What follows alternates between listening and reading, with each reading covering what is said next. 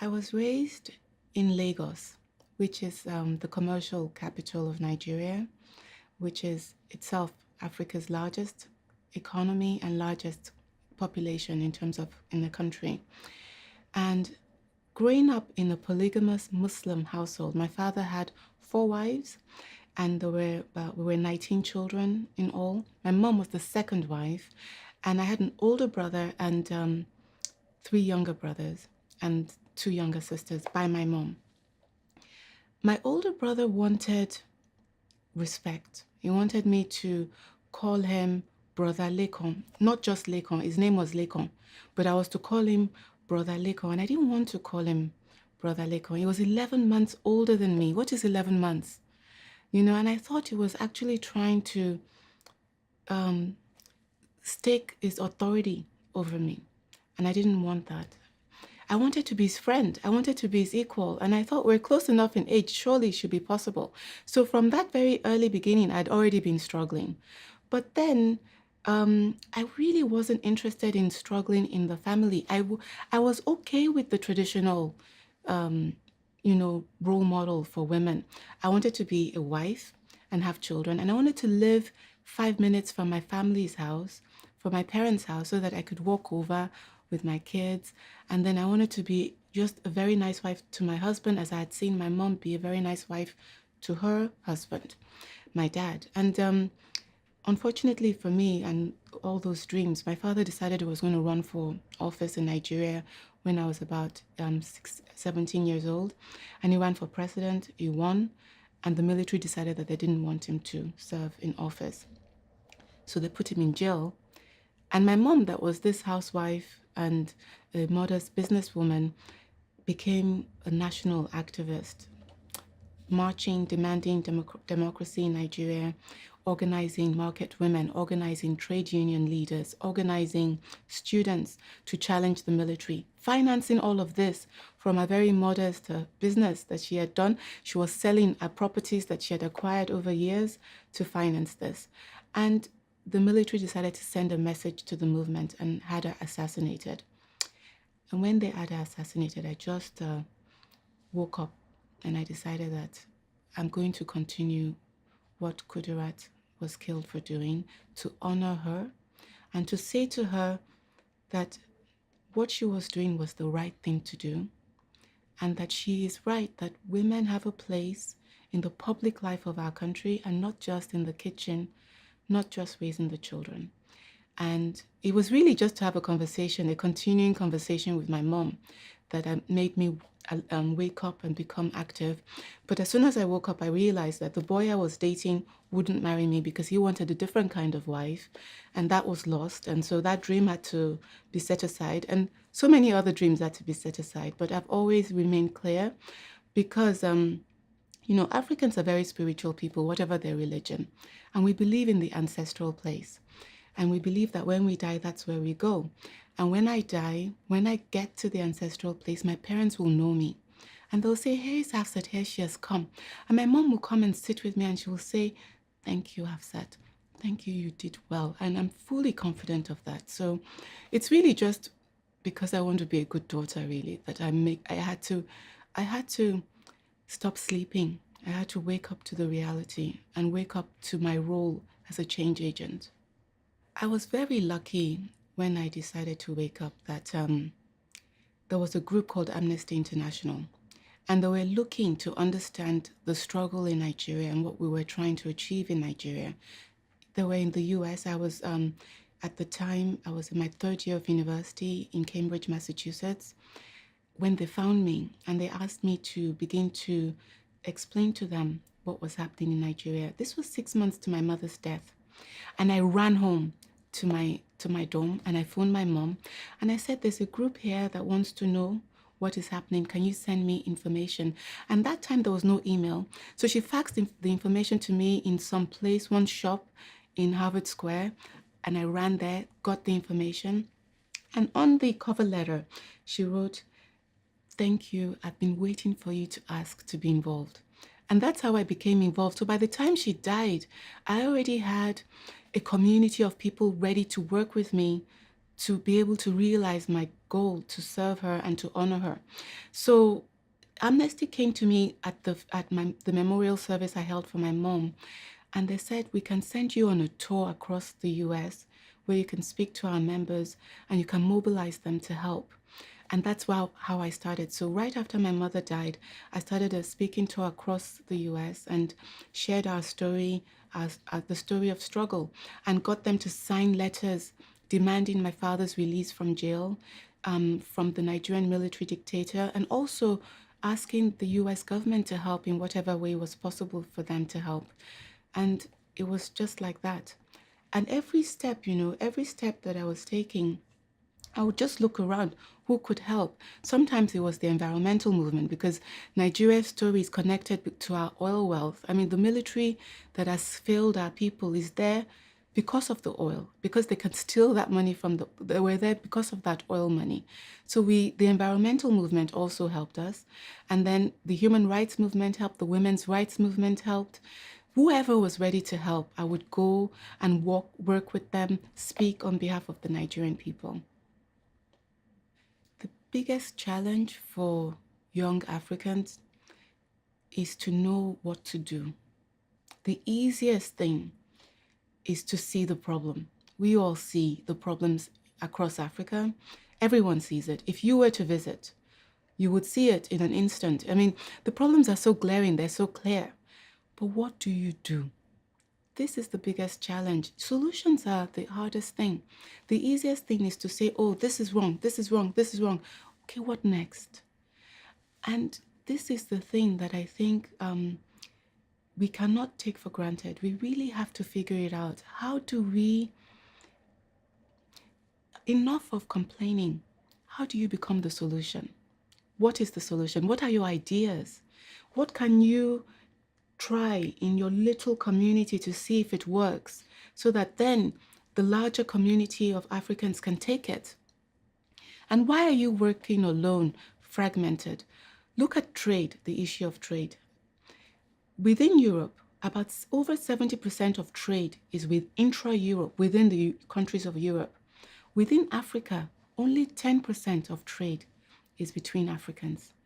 As much as possible, we want to sell to the UK, we want to sell to the US, we want to sell to China. We're not selling to our own neighbors. Are we stupid? It's so much harder to sell far when you can sell to your neighbor right next to you. But we don't do it. The easier things we don't do, the harder things we do, and then we wonder why the whole world is leaving us behind. We have to look at our own situation and stop saying, oh, this one wants to oppress us, that one is evil, wants to destroy us. How are we wanting to help ourselves? What are the steps we're taking? And it's a great opportunity for Africa because Africa has the largest number of young people in the world. 70% of the continent's 1 billion population is under 30 years old. But the Chinese, who know one or two things about population, know that a population can either be a liability or an asset. It depends on, if we keep complaining, if we keep railing against so-called evil people and the system, then we're only going to be a liability to Africa's future.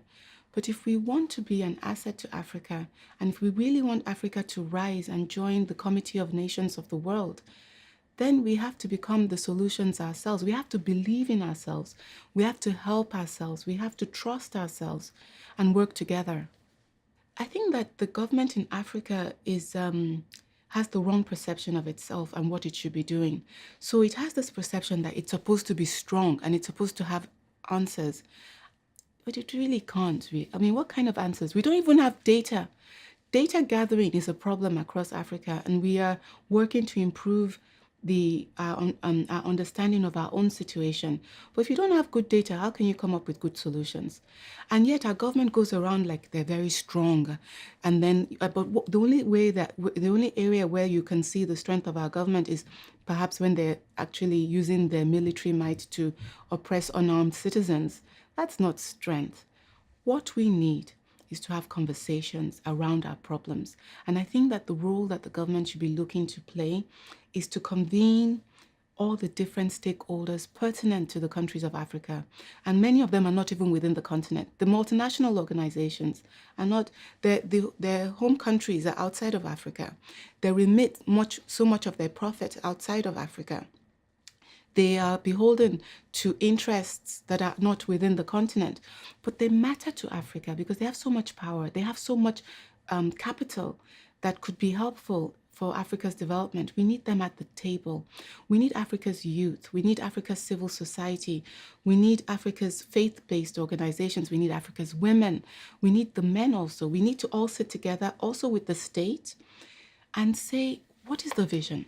Where are we going? So we have 70% of us are under 30 years old, and it's an opportunity. How are we going to seize this opportunity? We need to build schools. We need to pay teachers. There are things we need to actually do. How are we going to do it together? So the government should be playing a coordinating role. And what government can do, which is to provide the laws and the enabling environment, government should do. Then, and allow private sector to do what private sector can do. Private sector should be encouraged to think not about what they can gain from Africa in the short term, because our biggest challenge is that the business community is always thinking of what they can take out from Africa. What can you invest to what is going to be one of the largest markets in the world in 10, 20, 30 years? What can you invest? And together, we show them that it's a win-win, and we say, put the money on the table. Let us go. And then we should have the civil society playing a monitoring role and also playing the role of intermediary between the people and government, between the people and business. That's a major role that is there to be played. And also, we need the civil society organizations teaching the people what it means to be citizens of a modern country. Many African people do not know what it is to be citizens. They have the mindset of subjects. Oh, the government is doing this to us. We are receiving this suffering. But you have rights. You also have responsibilities. How do you make sure you are fulfilling your obligations to a modern society? How do you make sure that you are teaching your children that if there are problems, they should write to their elected officials instead of going and killing another ethnic group because you had a history of rivalry between you? How do you make sure that you're not violating the rights of women and girls, and making sure that you're educating the girls so that they can be part of the future solutions? So all of these things we have to do, but we can only do them together. No entity in Africa can do it alone. Our problems are too grave and they're too comprehensive. But if we tackle them together in a very concerted way, I really do think that we can create a new future on the continent. Women are the ones in Africa who are expected to raise the children. And I know that where I begin, you will think this is a very traditional role for women, but it is really a revolutionary role if women play that role in a revolutionary way. If the women teach the children to ask questions, to question authority, if they teach children to respect one another, irrespective of your ethnicity, irrespective of your religion, if they teach their children to obey the laws of the society and to organize where the laws are wrong to see that the laws are changed, imagine how Africa will change. We talk a lot about the corruption of many of the governments in Africa, but the corruption is only possible when the people permit the corruption. If the women teach the children that right is right and wrong is wrong, and it is our duty to organize when we see that wrongdoing is taking place and bring about a change, no government can withstand. A government can kill my father as the Nigerian military did. They could gun down my mom as they did. They cannot kill 170 million Nigerian people. You cannot kill 1 billion African people. If the mothers take that role to heart, we will change that continent without question. There will be no country where despotism and tyranny can continue.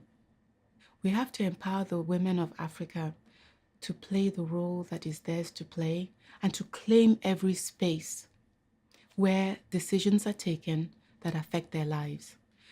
Right now, we're taught that there are certain spaces that we shouldn't go into, that it's not for us. The public space, political space. In Nigeria now, At the national level, elected office, we have only 6% of women in elected office in Nigeria.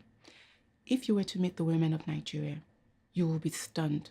They're powerful, they're strong, they're enterprising.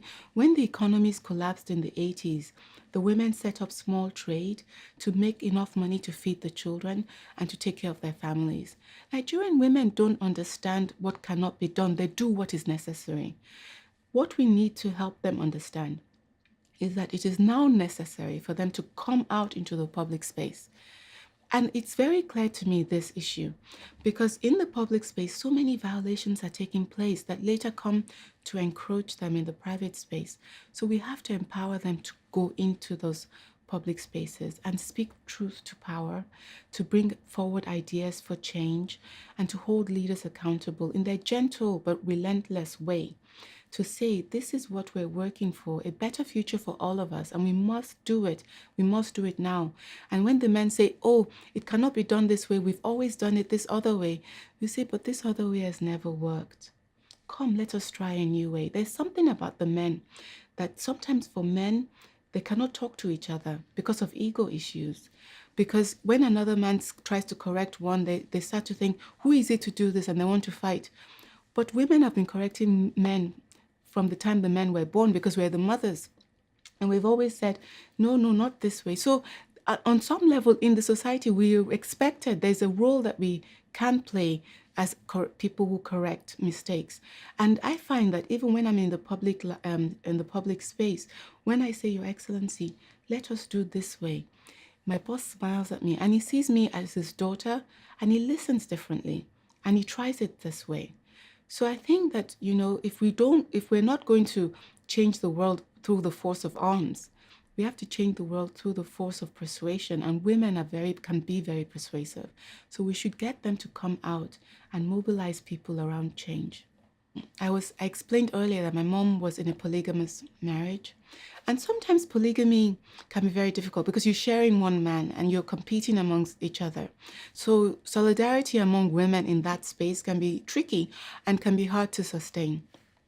But my mother always relied on her female friends. When she had 9 children, she lost 2. And she had been the head girl of her high school, but her parents had not sent her on to university because they didn't have enough money. They'd sent her brothers instead, even though she was an excellent student and she was head girl and she was clearly someone that should go forward. They had not taken that decision. So when my mother got married, my father right away set her to work becoming a mother. She was pregnant for like the first 10 years or 12 years of married life. And then one day she woke up and she decided that she wanted to have a business. And my father said, well, he was arguing, but finally he agreed.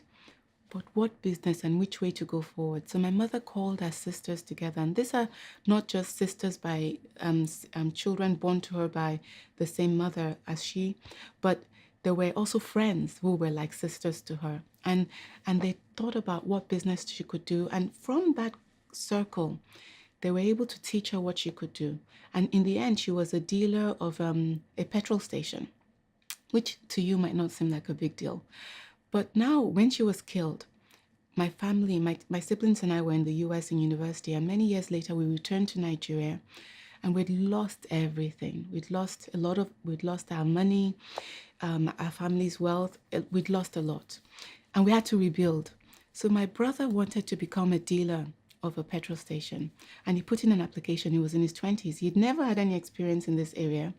But when they looked at his application, they said, isn't this the son of Hafsat Abiola? And that my mother apparently, which she never told us, had been the most successful of all the dealers that they had in Nigeria when she was a dealer. And they said, so let us give her son a chance. When I think, how did Kudi know, a high school graduate, how to become such a successful entrepreneur? It was her sisters that taught her how. And that, I think, is the solidarity that you can have among women. Women can call on each other and we can say, I don't know how to do this. And your sister friend will say, come, I know how. I'll show you. We can mentor each other, we can sponsor each other, and we can just be champions for each other. it's going to be hard because, the world we live in is a world where when a woman does it wrong, everybody says, look, she did that wrong. So if we want women to take the risk to come forward, we have to have circles of support for them and of solidarity to show them so that it kind of acts like candles along a dark path. It lights the way. And the woman just comes, she says, I'm awake. And I look around and I see a way to come forward. So I've been an activist since I was about 19 years old, and I'm 41 now. So I feel in my heart and in my spirit that things have changed. In just even the last few years, I feel this strongly, and every day I feel it even more strongly than the day before. Arundhati Roy, the Indian author, said, another world is not only possible, it is already on its way. On a quiet day, I can hear her breathing. And I hear her breathing. When I was 25 or so years old, I was invited to become a member of the World Economic Forum, which is one of the most powerful networks in the world, of the most powerful companies and governments and civil society organizations. I was invited through my boss. I was working for Tim Shriver at Special Olympics, and he nominated me to be part of this very important group. And I used to go to that group, and for many years I was a global leader of tomorrow and then a young global leader, and I'm still part of the alumni network. And just this past August, I went for their annual summit in Geneva. Every year that I went to their different gatherings, I found that they were not talking about Africa enough. They talked about Microsoft, they will talk about Apple, they will talk about the US, they will talk about Europe. I was just Asia. I wasn't hearing anything about my own beloved continent. And I used to feel very frustrated, very angry. This past August, when I went, I just realized that they had invited me to come to be part of their group. It's my job to bring Africa onto their agenda. What was I waiting for? And look at me, I've been 16 years late.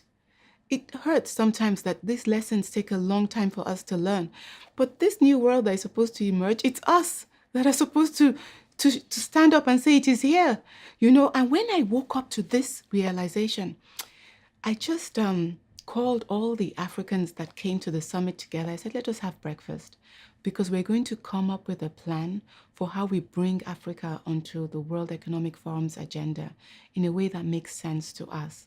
And we gathered together and we formed a group called Team Africa, but not just the Africans, because Africa is a continent affected by its world, perhaps more than any other part of the world. We called together even those that were not from Africa but were interested in the continent. And we now have a Telegram group. We're coming up with different projects that we're going to be doing in the areas of education, in the areas of media, how media represents Africa, enterprise development along the lines of President Obama's new campaign for Africa. All these areas, we're now putting together our own voice, bringing in our own voice, our own ideas, and driving it onto that World Economic Forum stage. But in that small way, we're creating that world. And that's how we're going to do it. We just wake up and we say, we take responsibility and we start working. Women's Learning Partnership brings women together to learn from each other. We're all learning as we go along. We're all making our way as we go along. And we can make our way faster as we listen to each other. Our sisters will say, I encountered this problem and here's how I solved it. And then later on in my own work, I find the same problem. And I may not be able to use the exact same solution that my sister did, but I can adapt it. And, whenever I'm working, and especially when I'm working with women and we encounter a problem, and then we say, but you know that in Algeria, this is what our sisters did when they had a similar problem. Everybody feels hope again, as if, oh, we don't have to be defeated by this problem. We can defeat the problem. And it's just that way that we motivate each other, we encourage each other, we learn from each other, and we find that we're exponentially moving into leadership because we're building on each other.